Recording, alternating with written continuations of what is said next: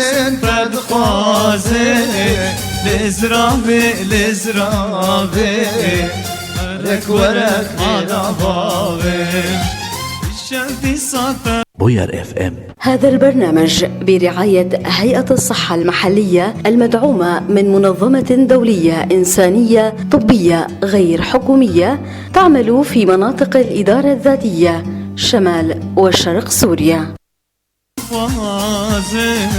لزرابي لزرابي جارك ورا هر ازهر مولا نازي دلي من تنبرا سازي ازهر مولا نازي دلي من تنبرا سازي شدي ساتد خوازم لزرابي لزرابي جارك ورق مرابي.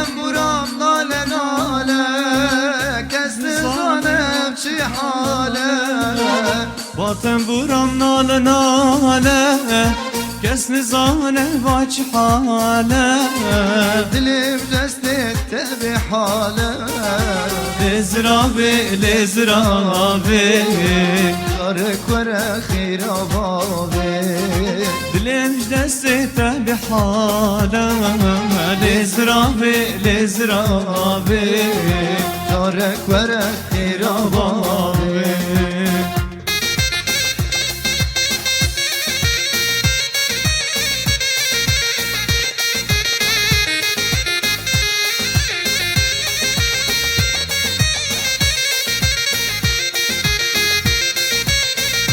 بابي رحمن هري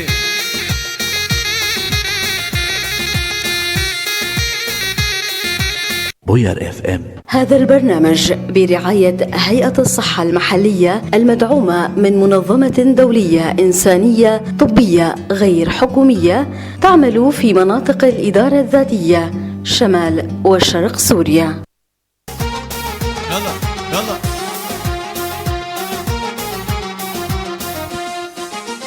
برهابي برهابي باور بك بتهنابي برهابي برهابي باور بك بتهنابي شلجي جم ترنابي لزرابي لزرابي جارك ورا خير بابي شلجي جم ترنابي لزرابي لزرابي جارك ورا خير بابي زهر مولا نازي دلي من تنبرا سازي زهر مولا نازي دلي من تنبرا سازي شاف دلي تدخوازي لزرابي لزرابي جارك ورا خير بابي شاف دلم تدخوازي لزرابي لزرابي جارك ورا خير بابي.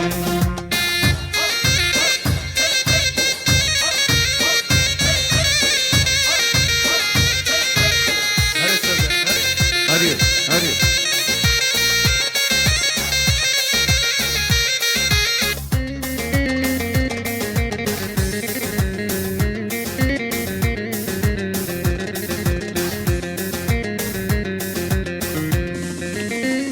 زهر مولا نازي بليه من تنبرا سازي زهر مولا نازي بليه من تنبرا سازي شاف دلم تدخوازي لزرابي لزرابي جارك ورا خير بابي شبلم تدخوازه لزرابي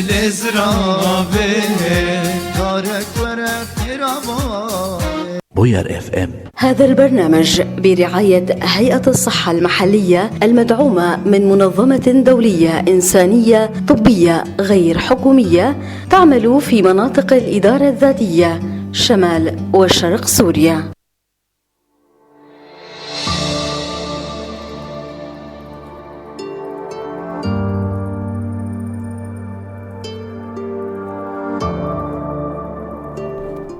يسعد أوقاتكم مستمعي ومشاهدي إذاعة بوير اف ام بحلقات جديدة من البرنامج الخاص عن الصحة النفسية والجسدية. معي أنا شيف حسن.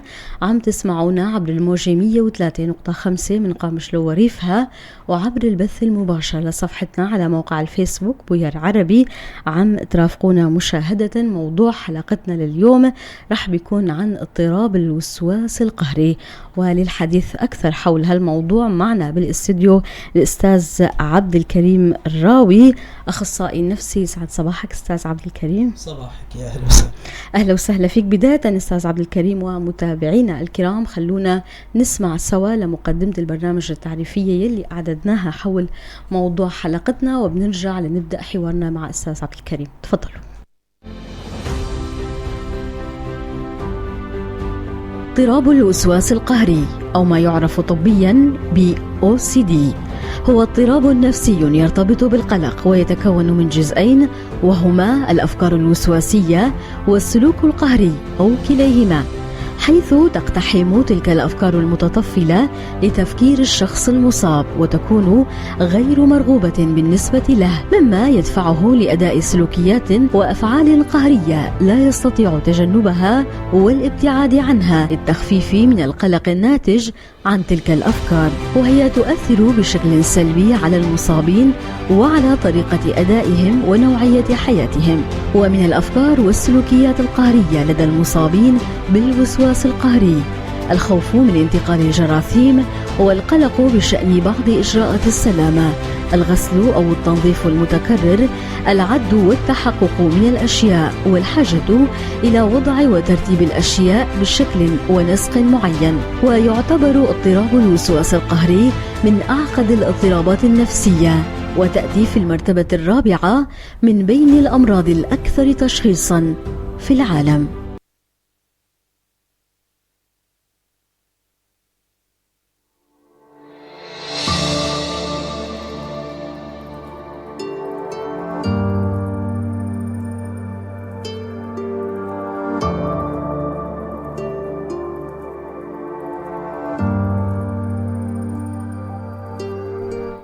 من جديد يسعد صباحكم مستمعي ومشاهدي إذاعة بوير اف ام، وصباحك أستاذ عبد الكريم.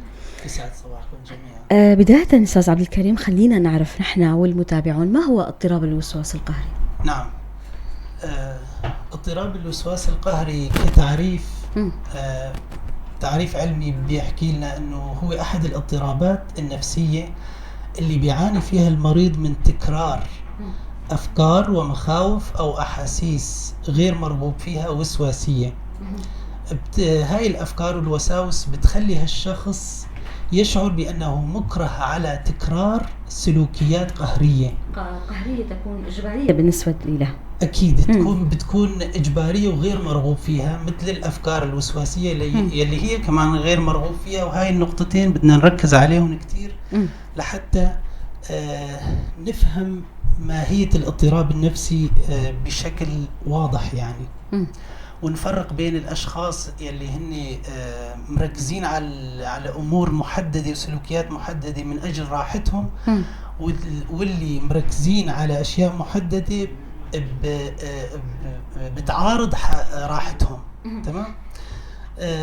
طبعا المريض في الوسواس القهري لما بتجيها الأفكار والوساوس القهرية المكررة يلي بتخليه يقوم بسلوكيات وتصرفات مكررة كمان، هو محاولة منه للتخلص من هاي الأفكار والوساوس والمخاوف. نتيجة على شكل مخاوف وخلاقل طبعا. أستاذ عبد الكريم، نتيجة لأفكار تكون تأتيه بشكل تطفلي على عقله، يتجه لسلوكيات قهرية ليقلل من حدة هذه المخاوف والوساوس التي تكون ناتجة عن تلك الأفكار. أيوة تماما. أحاسيس مزعجة غير مرغوب فيها. نركز على هالنقطة تماما. إنه هاي الأحاسيس والأفكار بيكون غير مرغوب فيها، وهالشيء اللي بيكون فاصل بين الشخص المهتم بأمور معينة وبيكررها دائما لحتى يحس بالأمان والاطمئنان، وبين الشخص اللي بيكرر هالأمور ولكن ما بيحب يكرر هالأمور. ذكرت أنه في أفكار وأيضا في سلوكيات قهرية تكون ناتجة عن محاولة الشخص أنه يتهرب من تلك الأفكار أو يخفف من حدة القلق الموجودة لديه نتيجة تلك الأفكار. لهذا الاضطراب أستاذ عبد الكريم في أنواع وجوانب وأشكال عدة، ما هي تلك الأنواع بداية؟ تماما، لها كثير من المجالات والأنواع اللي بتعتمد على الأعراض اللي بتبين بالوسواس عند مريض الوسواس القهري. قبل ما نحكي عن أنواع الوسواس القهري، حابب أحكي فكرة إنه مريض الوسواس القهري بيلاقي صعوبة كتير بإنه يبعد تركيزه عن هاي الأفكار الوسواسية والمخاوف اللي بتجي على باله، لأنه هي بالأساس غير مرغوب فيها، فبيحاول يبعد تركيزه وتفكيره عنها، بيفشل بهالشي، فبيحاول طريقة تانية، بيقوم بسلوكيات، بيكرر تصرفات ظنا منه انه بده يتخلص من هالمخاوف. وهي هي اسمها الحلقة المفرغة لمريض او لمرض الاضطراب الوسواس القهري. مثلا يغسل ايده مرات عديدة، هاي معروفة لكل المستمعين، انه هذا مثال على سبيل المثال للحصر، انه مثال واضح لما بنسمع انه وسواس قهري، مثلا انسان يغسل ايده كتير، انسان يتاكد من اقفال الابواب كتير، وهيك امور. على سبيل التوضيح استاذ عبد الكريم، انسان عنده وسواس النظافه، عنده وسواس من انتقال الجراثيم او عدوى، أيوة اي نوع من انواع الفيروسات او الجراثيم، بيتجه لانه ليتخلص من هالفكره بيتجه انه يغسل ايده مرات كثيره لدرجه انه ممكن ايده تنصاب تندرج تحت انواع محدده، التهابات جلديه محدده لاضطراب الوسواس القهري اللي هلا سالتيني عنها. وهلا بدنا نوضحها اكثر، انه شو هي الانواع اللي بيندرج تحتهم، بيندرجوا تحت مجالات او انماط اضطراب الوسواس القهري. في فكره انه هاي الأفكار الوسواسية يلي بتجي على بال مريض الوسواس القهري بشكل كبير عم تتفاعل مع أنشطته اليومية، يعني يكون له تأثير على حياته طبعا. فبتتداخل مع أداءاته وأنشطته، وربما تحل محل هذه الأنشطة، أو ربما إنتاجيته تقل في العمل، في البيت، في حتى أنه يخلق له مشاكل في مجال التفاعلات الاجتماعية، يعني علاقته مع الآخرين، علاقته مع الناس المقربين منه. وهاي الأفكار عادة ما بتكون غير حقيقية. هاي الأفكار اللي بتجي على بال المريض عادة ما تكون غير حقيقية. كيف غير حقيقية؟ يعني غير منطقية، يعني بين قوسين هلاوس يفكر بها الشخص. يعني انه كيف انه غير حقيقية؟ يعني الفكرة مثلا مريض اجى لمس الطاولة، راح غسل ايده ظنا منه انه في ميكروبات او جراثيم على الطاولة، رجع لمس اللابتوب، بيرجع بيغسل ايده، يقول يمكن الجرثومة ما كانت على الطاولة بس يمكن كانت على اللابتوب. بيرجع لمس المايك، بيرجع يغسل ايده، وهكذا بحلقة مفرغة وبشكل متكرر جدا بيضل يغسل ايده وهو بيعرف انه هاي الفكرة مو منطقية. يعني انه هاي انه كثير من الناس قدامه انه بيلمسوا كل يعني شيء، هو بيعرف انه الموضوع بدون ما يكرروا سلوكيات قهرية. يعني هو الشخص نفسه بيعرف انه الموضوع اخذ اكثر من حجمه، يعني بالوسوسة. الشيء المهم هون نرجع على التعريف، انه هاي المشاعر او الافكار اللي بتجي هو ما بيرغب فيها، تكون بس هي غصبا عنه. ولذلك تسمى وسواسية وسلوكيات قهرية. تماما. سألتي عن انه شو هي المجالات نعم. والانواع اللي بتبين فيها الوسواس القهري. في 4 فئات رئيسية ممكن يعني بنختصر انه انواع الوسواس القهري ب4 مجالات رئيسية. المجال الاول هو الشك والتحقق، وفي عندنا التناسق والترتيب او التنظيم، وفي عندنا التلوث والنظافة، وفي عندنا افكار الوسواسية. هلا بدنا نحكي عن كل وحدة هيك شوي هيك باختصار. نعم. الشك والتحقق. بموضوع الشك والتحقق بيشعر الشخص المصاب بهذا النوع من انواع الاضطراب النفسي بوسواس الشك بالحاجة المتكررة الى التحقق من انجاز اي مهام في حياته. تمام؟ واضح من اسمه. ودائما بيكون عنده اعتقاد وفكرة انه ما راح يقوم بهالمهمة بالشكل الصحيح. مثلا استاذ عبد الكريم، الاشخاص اللي دائما بيكون عندهم شك انه هن مو مطفين الغاز. تماما. هاي من احد اشكالها، انه مثلا مو مقفل الباب، بيضل يكرر يتاكد من قفل باب البيت لما بيطلع. بيشك انه موقد الغاز مثل ما قلتي مو مسكر. بيشك حتى بامور ثانيه حتى انه احد الناس بخير ولا لا. هلا راح نجي على لانه في شويه تفريعات من هذا النوع وهذا النمط من انماط الوسواس القهري. هذا الوسواس بيتعلق بالخوف المبالغ من التسبب بوقوع اضرار او اذى يلحق بهم او بمن حولهم. نعم. لهالسبب بالذات هن بيرجعوا بيتاكدوا من كل هالامور، قفل الباب نتيجه تفكيرهم بانه مصيبه راح تصير. هاي المخاوف والاحاسيس اللي بتنتاب مريض الوسواس القهري يلي عنده وسواس الشك والتحقق. دائما بينتابوا انه في شيء راح يصير سيء، في الامور ما راح تكون بخير. متشائمين هن استاذ؟ متشائمين هن؟ في نوع من التشاؤم، او فينا نسميها حريصين جدا والنظاميين جدا. يسعون، بتحسيهم انه دائما بيسعوا للكمال ودائما بيحبوا كل شيء يكون على دوز بارة. يعني مثاليين فينا نقول. بتحسيهم انه دائما بيسعون للكمال، بيسعون للامور تكون على الشعرة يعني. نعم. تمام.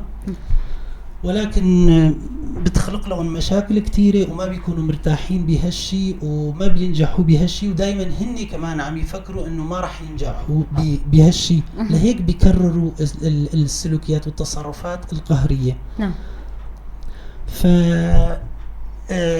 قلنا انه الشك والتحقق كمان إلى عدة اشكال مثل ما تفضلتي وقلتي انه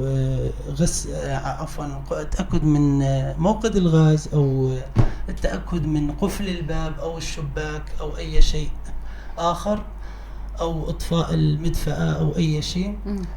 هذا شكل من اشكال الوسواس القهري المتعلق بالشك والتحقق. في عندنا شكل ثاني هو وسواس الاطمئنان. بوسواس الاطمئنان بيضل يشعر الشخص بالقلق المتكرر حول انه احد الاشخاص المقربين منه يمكن ان يصيبه حدث سيء، يعني امر سيء.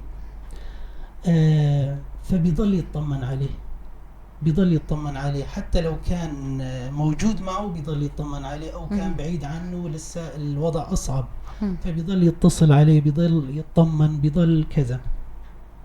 يعني ممكن زيادة عدد مرات الاتصال بشخص ما يوميا بدون أسباب مبررة ممكن تكون تندرج ضمن خانة اضطراب الوسواس القهري تماما. يعني مثلا طفله راح على المدرسة كل نص ساعة بيتصل مع الإدارة مع المدير، حالة تفوق الوضع الطبيعي. اسمع صوته، خليني كذا، بيتحقق يعني لازم يتحقق، فخلوني اسمع صوته، شو عم يعمل هلا، وهكذا. كمان بيرتبط بهذا النوع اضطراب الاطمئنان، الشك في محبة الشريك. فبيظل دائما يسأل شريكه أو زوجته أو الزوجة تسأل زوجها يا ترى بتحبني ولا ما بتحبني؟ انت عملت الحركة الفلانية، هذا يعني انه ما بتحبني ولا بتحبني؟ فدائما هيك بيتحقق من الامر. تظهر بمجتمعاتنا باشكال ثانية، انه مثلا الشريك راح لمكان، اجى سافر، تاخر، انت وين كنت؟ ليش تاخرت؟ مع مين كنت؟ شو كنت عم تعمل؟ شو كنتوا عم تحكوا؟ الوسواسية، هي الأسئلة الوسواسية اللي دائما نابعة من فكرة غير مرغوب فيها، فكرة نابعة من مخاوف، وتكون الأسباب موجودة لدى الشخص قهرية. لنرجع للتعريف، نابعة من أفكار وهواجس قهرية بتخليه يكرر سلوكيات، إنه دائما يسأل لحتى يتخلص من هالمخاوف وهالهواجس، وبالأخير ما بيتخلص منها. بالعكس شو بيصير؟ بتصير يمكن في كثير من الحالات بتصير مشاكل اجتماعية، بتصير يعني هو بيصير لها مشاكل وأبعاد أخرى.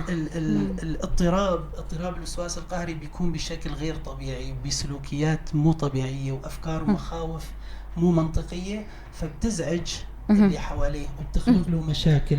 نعم أستاذ، ضل أفكار الوسواسية النوع الثالث. طبعا هيك بعجالة، يمكن الوقت داهمنا. عندنا استطلاع رح نسمعه. طيب، في عندنا الوسواس الشك أو عدم اليقين من إغلاق الأبواب والنوافذ. هاي يعني ذكرناها وأنت ذكرتيها، فما في داعي نوقف عليها كتير. في عندنا التدقيق القهري من نوع تاني من الوساوس، إنه مثلا واحد عنده نص كتابي بيضل ساعتين 3 4 بيدقق عليها خوفا منه إنه في خطأ إملائي أو في معلومة ممكن المستمع يفهمها بشكل سيء. أستاذ عبد الكريم، في عنا استطلاع أجروه زملائنا فريق راديو بوير مع عدد من الناس، سألوهم حول موضوع حلقتنا اضطراب الوسواس القهري. نسمع عليه الآراء وبنرجع نتابع الحوار. تفضل.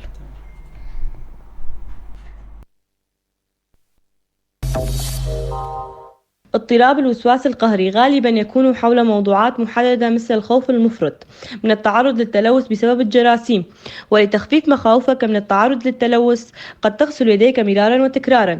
وبسبب اضطراب الوسواس القهري شعورا بالخجل والحرج والإحباط. وأعراضه: اضطراب الوسواس القهري هو عبارة عن أفكار مستمرة وغير مرغوبة فيها ومتكررة، ودائما الشخص اللي عنده هالاضطراب يكون متوتر بشكل دائم ويخاف من انه يلمس اي شيء، ولهيك التعامل مع هيك اشخاص يكون صعب نوعا ما ويلزم انه يتواصل مع مختصين. هو اضطرابات نفسية أو مرض نفسي يشعر به الشخص بالخوف ويحس بإحساس مو مرغوب فيه أبدا، والأشخاص اللي يعانون من هالمرض يواجهوا صعوبة بأنه يخلوا تركيزا بعيد عن أعمال القهرية. والعلاج من هذا المرض الوسواس القهري أما عن طريق الأدوية أو عن طريق نفس الشيء، مثال نفس اللي عم يفقدوا ذاكرته شلون يتعاملوا معه ويواجهوا الشخص بنفس الموقف اللي صار معه لحتى يتذكر.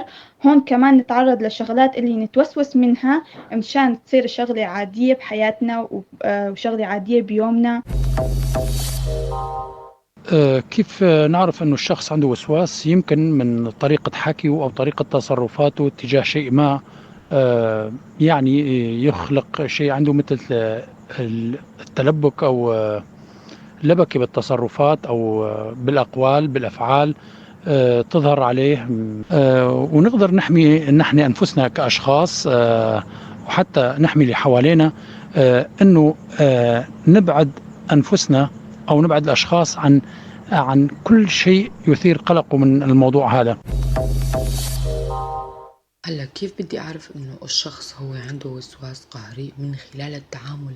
يعني أنا بدي أتعامل مع شخص أو رفيق أو أب أو أم أو أخ بيعاني من موضوع ما وبيضل بيتداول على هذا الموضوع، أي شيء مثلا إنه أنا بدي ساويه هو بيضل بينق عليه إنه مثلا هذا الشيء هيك هيك هيك هيك هيك. هذا الشيء نحن فينا نسميه إنه هو وسواس قهري كمان. الوسواس القهري هو اضطراب وشعور يشعر فيه الشخص اللي يعاني من هاي الشغلة أو الوسواس القهري. يصير فيه المصاب إنه بسبب فكرة معينة أو شغلة معينة، يعني مثل شعور يحتل جزء من الوعي عنده والشعور اللي عنده، والشعور هذا يكون جبري عند الواحد، يعني غصب عنه يساوي هاي الشغلة، أحيانا مو بإرادته كمان. مثل انه يروح لازم الا يعدل هاي الشغله مو ظابطه، لازم الا يسكر باب الخزانه للاخير، او الشغله ناقصه شوي لازم يعبيها للاخير. راح تضل عنده يعني انه عاده او شعور جواته يغصبه انه الا يروح يساوي هاي الشغله او يسكرها. والعلاج راح يكون انه ما في الواحد يتعالج بسرعه منه، يعني ولا بسنه ولا بسنتين، بده سنين طويله لحتى يقدر يتعالج من هاي الشغله. والعلاج راح يكون عن طريق انه بده يتعرض لهاي المواقف نفسها اللي تخليه يتوسوس وينزعج، يعني انه يوقف قدام بواب خزانات مفتوحة وشغلات خربانة وهيك، ولازم غصبا عنه يتجاهلها لحتى تصير عنده عادة، يعني مرة بعد مرة تصير عنده عادة ويبطل يتوسوس أو ينزعج من منظرها ويصير في عنده هذا الشعور المكرر. الوسواس القهري هو اضطراب نفسي بيتميز بأفكار متكررة وغير مرغوب فيها مثل الوسواس، بيدفع الشخص لتنفيذ سلوكيات قهرية بشكل متكرر للحد من القلق. يمكن معرفة الشخص المصاب من خلال ملاحظة سلوكياته المتكررة اللي بتأثر سلبا على حياته اليومية، مثل الغسل المفرط لليدين أو التحقق المتكرر من الأمور البسيطة. للتعامل مع الشخص المصاب من المهم تقديم الدعم من خلال الاستماع والتشجيع على استشارة مختص. طبعا العلاج السلوكي والمعرفي والأدوية كمان بتكون مفيدة. ولحماية النفس والآخرين من الاضطرابات النفسية من الضروري إدارة التوتر بفعالية وتعزيز الوعي بالاضطرابات النفسية، فضلا عن استشارة مختص عند ظهور الأعراض المبكرة. هلا بالنسبة للتعامل مع المصاب بالوسواس هو صعب ومتعب للغاية، يعني في كتير أشخاص بعرفهم عندهم وسواس نظافة أو حدا يلمس أغراضهم الشخصية، فلهيك أنا بتجنب إني أتعامل معهم. وكيف نحمي أنفسنا منه؟ يمكن ما في علاج لاضطراب الوسواس القهري والشفاء منه، لكن أهم شيء إنه ما نخلي هالاضطراب يتحكم بأنفسنا وأمورنا اليومية، وبعتقد العلاج النفسي يفيد كتير بهالأمر.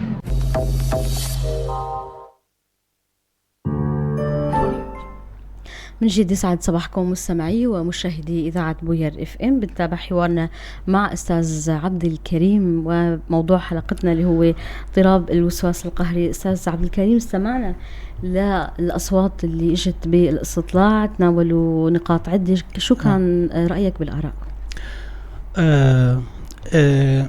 نعم، يعني الناس في عندها درجة من الاطلاع على هالموضوع، وخاصة أنه موضوع الاضطراب الوسواس القهري بصراحة موجود في مجتمعنا وبكل أشكاله أيضا، يعني فالناس بتعايش هاي الحالات. ولكن بحب هيك نوه على نقطتين بهالمجال. أول نقطة أنه كيف نفرق بين أنه إنسان عنده وسواس قهري وإنسان عنده عادات بيكررها دائما وهو متعود عليها وبيرتاح عليها، يعني ولكن هي بتشبه السلوكيات القهرية عند مريض الوسواس القهري. من مثال يعني واحد كتير مهتم بنظافته، واحد كتير بيهتم بالترتيب وبيحب مثلا يحط كل مثلا ثيابه يحطها بنفس الترتيب ونفس الألوان مثلا. كيف نفرق بين انه هذا عنده وسواس قهري ولا لا مثلا؟ هاي كتير الناس هيك ركزوا عليها، وممكن بعضهم هيك كان عندهم شويه لخبطات. يعني استاذ عبد الكريم، يعني من ضمن الاستطلاع اللي استمعنا له كان في اصوات تناولت الفكره اللي انت عم تشير لها، ومساله التركيز على اعراض التي تظهر على الشخص المصاب باضطراب الوسواس القهري. من الاصوات اللي سمعناها شخص يقول هو دائم القلق.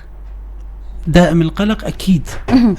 ما أصلا اضطرابه جاي من القلق والخوف، الأفكار اللي بتكون مشبعة بالقلق والخوف من حدوث أمر سيء إذا ما قام بهالترتيبات اللي هو السلوكيات القهرية اللي هو عم يقوم فيها. أو بالتركيز على السؤال عن وضع أحد الأشخاص نعم. أو وضع الأمور أو بعض الأشياء بنفس الترتيب أو التأكد من أمور نعم. في المنزل أو في العمل. كمان أستاذ عبد الكريم من الأصوات أشاروا لأهمية إدارة التوتر، وهون أنا حابة أطرح أو استفسر عن نقطة ما.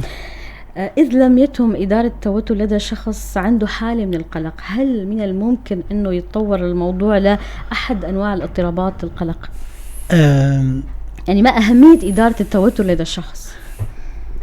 طبعا أكيد، يعني هاي بدنا يعني الإنسان إذا عنده اضطراب وسواس قهري والتجأ إلى أخصائي أو طبيب نفسي وحاول يبحث عن الحل لمشكلته، فأول بند بيطلبوا منه إنه تخفيض التوتر أو بيعلموه استراتيجيات كيف يخفف من نسبة التوتر، لأنه مريض الوسواس القهري عنده درجة عالية من الضغط النفسي والتوتر. أكيد. نعم. خلينا نتحدث أيضا عن الأسباب أستاذ عبد الكريم. هل توجد أسباب محددة لحدوث هذا الاضطراب المعقد لدى الأشخاص؟ هلا بالحديث عن الأسباب، غالبا ما تكون الاضطرابات النفسية ليس لديها يعني مو انه اكيد كل شيء له سبب، ولكن العلم ما توصل للخبر اليقين بانه هذا هو السبب الاساسي لهذا المرض المحدد يعني. ولكن في من خلال الدراسات والابحاث توصل العلماء الى انه في 3 اسباب رئيسية ممكن تكون وراء حدوث اضطراب الوسواس القهري. أول شيء الأسباب أو العوامل الوراثية الجينية. ممكن طبعا استدلوا على هالشيء انه مثلا شافوا انه نسبة كبيرة من مريضي اضطراب الوسواس القهري في حدا بالعيلة سابقا كان عنده اضطراب وسواس قهري. هون ممكن يرتفع يعني نسبة احتمالية الإصابة بالوسواس القهري لدى الشخص إذا كان عنده حدا من العيلة مصاب مسبقا بهذا الاضطراب. إن شاء الله ما ترتفع، بس يعني انه عامل كيف مسبب عامل مسبب مو مسبب، يعني وجود شخص بالعيلة مو انه هو اللي بيسبب، ولكن ممكن يكون الجينات، يعني طريقة تركيبة الجينات، انه الخريطة الوراثية لهاي العيلة انه في احتمالية يكون يطلع احد الافراد منهم مصاب باضطراب الوسواس القهري. تحدثت انه انت عم تحكي فكرة مهمة من اي ناحية، انه مثلا اذا كان موجود بالعيلة مريض اضطراب وسواس قهري، الافراد الثانيين يتخذوا سبل الوقاية بجدية، يعني تمام مثل ما عم تحكي انه يتعاملوا مع الموضوع او يتبعوا اسلوب حياة يكون من شأنه انه توقيهم من هذا النوع من الاضطراب. أستاذ عبد الكريم، هون نحن عم نتحدث إذا كان لدى هذا الشخص الآخر الموجود بالعيلة حالة من القلق الدائم وأفكار الأعراض اللي ذكرناها، بهذه الحالة يجب أنه ينتبه كتير، ولكن ليس بالضرورة كما أشرنا إذا كان في حدا من العيلة مسبقا مصاب باضطراب الوسواس القهري يكون في فكرة لدى الأشخاص الآخرين بالعيلة أنه هن كمان رح يصابوا. بس إذا كان في موجود بالعيلة مريض اضطراب نفسي وعنده شوية أعراض، يعني من المنطقي ومن الجيد ومن الأمر اللي راح يفيد إنه جميع أفراد العائلة يتخذوا وسائل وقائية لحتى ما ينصابوا بهذا المرض يعني. نعم. لأنه في احتمالية بما إنه في دراسات بتدل إنه الوراثة له يد بالموضوع يعني. دكتور العامل أستاذ أنا هون بدي حابب بس أوضح فكرة، أنه إذا كان لم يكن هناك أعراض على أشخاص الآخرين بالأسرة، يعني ما في أعراض قلق، ما في أفكار وسواسية، فهون ما بيستدعي الأمر أنه يكون في عندهم تعامل. قصدك أنه علاج؟ أنا ما بحكي أنه علاج، بس وقاية قصدي. نعم. وقاية أنه يحصنوا نفسهم نفسيا أكثر. نعم. تمام. نتابع العامل الثاني أو السبب الثاني لحدوث اضطراب الوسواس القهري هو عوامل بيولوجية. العوامل البيولوجية هو ما يتعلق بالدماغ تغير في أداءات أو وظائف الدماغ. كيمياء الدماغ؟ تماما، كيمياء الدماغ والنواقل العصبية الموجودة بالدماغ، وغالبا ما يكون نقص تركيز الناقل العصبي اللي هو السيروتونين هو السبب في إصابة المريض بالوسواس القهري. بنعرف انه هرمون السيروتونين مهم جدا في نعم. ووفقا للأطباء والدراسات تقول انه هذا ربما يكون العامل الأساسي، مسألة تغيير في كيمياء الدماغ ونقص بمستوى السيروتونين. هو عامل قوي جدا بصراحة، وسبب قوي جدا لحدوث إصابة الاضطراب الوسواس القهري. وهذا العامل العلاج الدوائي كتير بيركز على هالجانب يعني. وفي عندنا العوامل البيئية اللي ممكن تكون سبب كمان بحدوث اضطراب الوسواس القهري. الظروف البيئية المحيطة والأزمات الشخصية ممكن تلعب دور كتير كبير بتطوير حالة من الاضطراب اللي هو اضطراب الوسواس القهري عند الشخص، عندما يكون عنده استعداد لهذا الاضطراب ويمر بأحداث وظروف تأخذه بهذا الاتجاه. ممكن تنشئة غير سليمة أو طفولة صعبة. تماما. العوامل البيئية بتشمل حياة الإنسان من لما يولد للحظة اللي هو فيها، كل شيء بيمر فيه. ممكن تكون أحداث مر فيها في الطفولة سببت له هاي الخربطة بشخصيته وسببت له هذا الاضطراب، مثل ما تفضلتي سوء المعاملة بالطفولة، الإهمال بالطفولة، أو التعرض لقسوة، أو لظروف تانية مثلا تلعب دور يعني تعد ولا تحصى. أو ممكن نتيجة مروره بأحداث مثل ما بنقول صدمات قاسية كتير، أو فقدان شخص بحياته مهم جدا، كان هالشخص مهم جدا بالنسبة له. الفقد ممكن تكون حتى في الوقت الحالي إنه إنسان واعي وعم يشتغل وينتج وفجأة صابته اضطراب وسواس قهري، ممكن نتيجة تعرضه لديون أو مشاكل بالعمل، أو نعم أو أي تغيير في علاقاته الأسرية، انفصال، طلاق، أي شيء، فهذا من شأنه. وطبعا حكينا أنه الطفولة سبب بيكون رئيسي بهذا المجال بموضوع العوامل البيئية، لأنه شلون الدراسات أثبتت أنه غالبا ما يمر الإنسان، أو غالبا ما يكون الإنسان أو الفئات اللي الأكثر عرضة لاضطراب الوسواس القهري هن الأطفال والمراهقين. غالبا يعني تظهر في هذه المرحلة العمرية. نعم. خلينا نحكي عن نقطة كتير مهمة أستاذ عبد الكريم، وهو هناك من يخلط بين مفهومين، مفهوم اضطراب الوسواس القهري، وكثيرا ما نسمع في المجتمع مفهوم الشخصية الوسواسية. نوضح الفرق بين هذين المفهومين. اضطراب الوسواس القهري لازم يشتمل على 3 عناصر مهمين جدا بصراحة، وهاي النقطة كتير مهمة. لازم يكون في معاناة أول شيء، لازم الشخص يكون بيعاني من الأفكار اللي بيراوده. هاي النقطة مهمة، إنه عنده شكوى.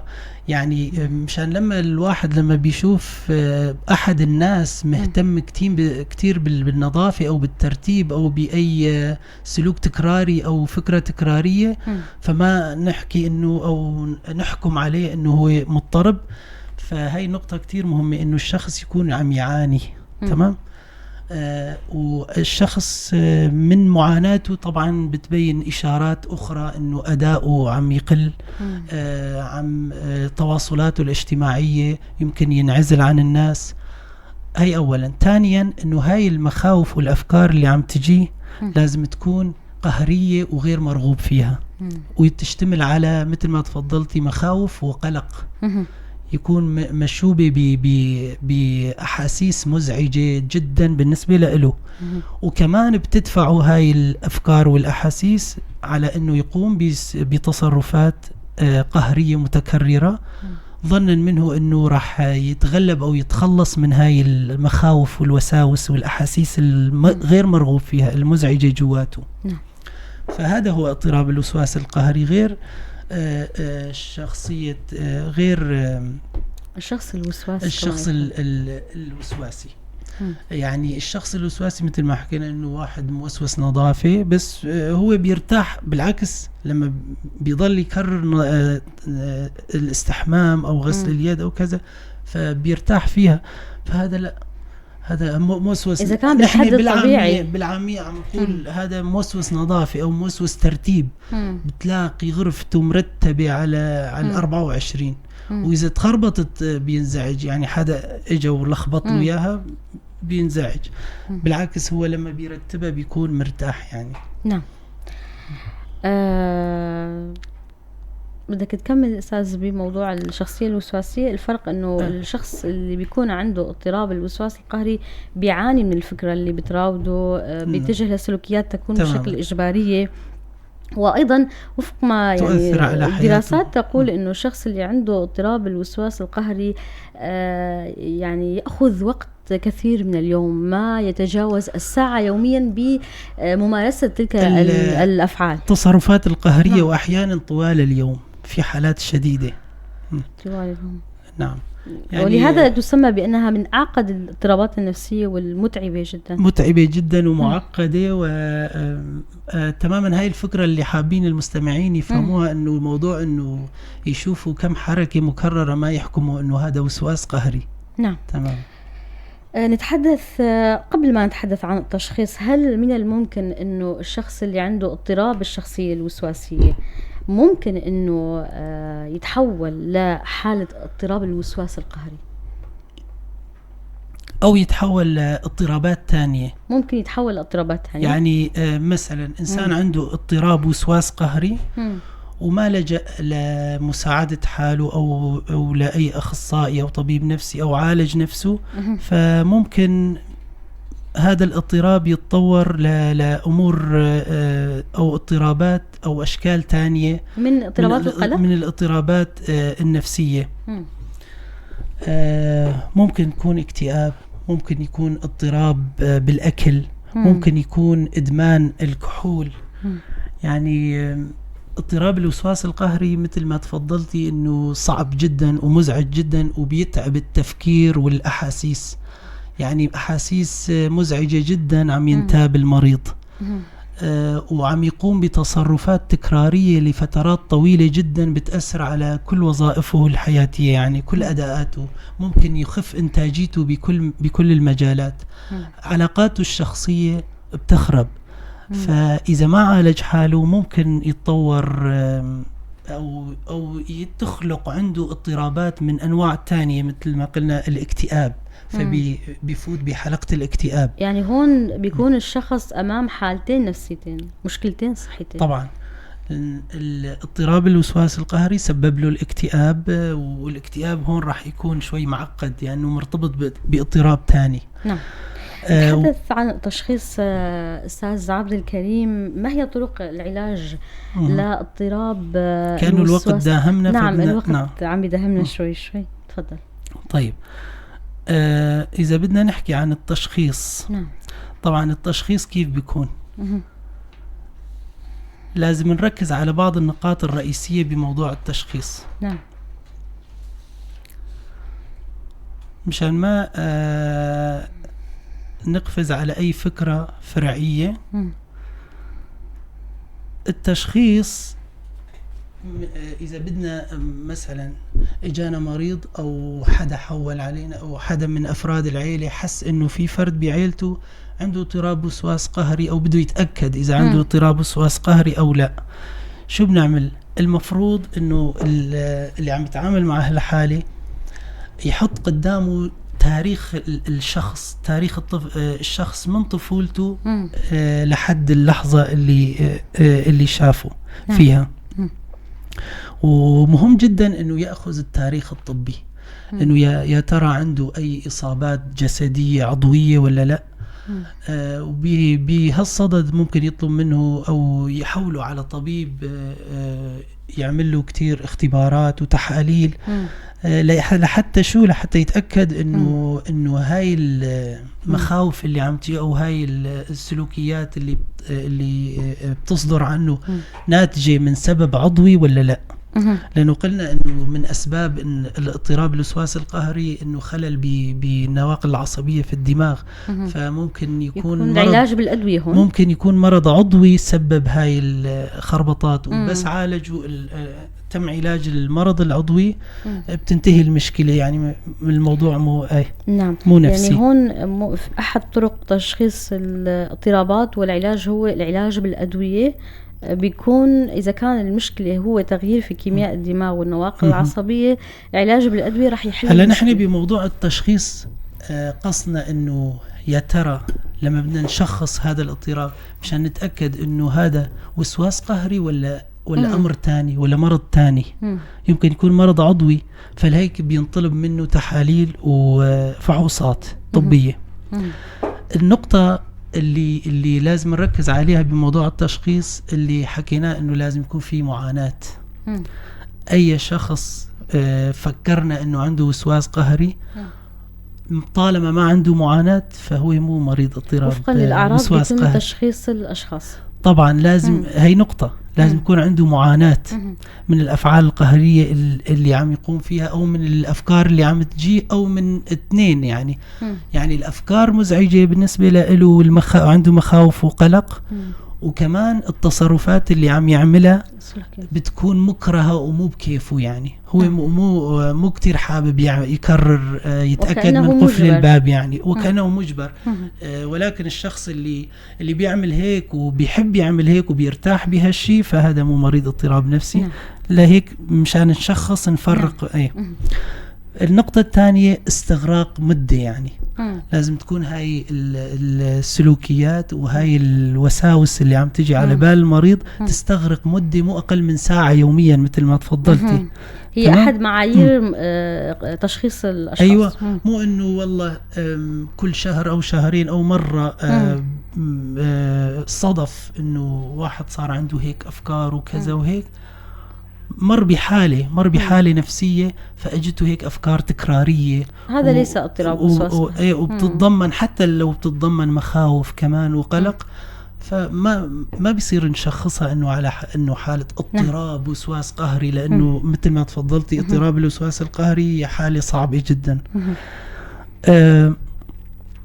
الأعراض لازم ما تكون وراها أسباب تانية، مثل ما هلا قلنا السبب مرض عضوي أو وراثي أو بيولوجي. لازم ما يكون وراها كمان مثلا تعاطي مخدرات. ممكن يكون الإدمان هو أحد الأسباب. أيوة، الإدمان بيسبب هيك أعراض، يعني بيسبب هيك أعراض، ولكن هي مو اضطراب وسواس قهري. فهمتي علي؟ يعني تماما إنه أو أدوية، أو في آثار جانبية لبعض الأدوية، آثار جانبية بتسبب أعراض بتشبه أعراض اضطراب الوسواس القهري. فبموضوع التشخيص منركز على هالأمور مشان ما نلخبط.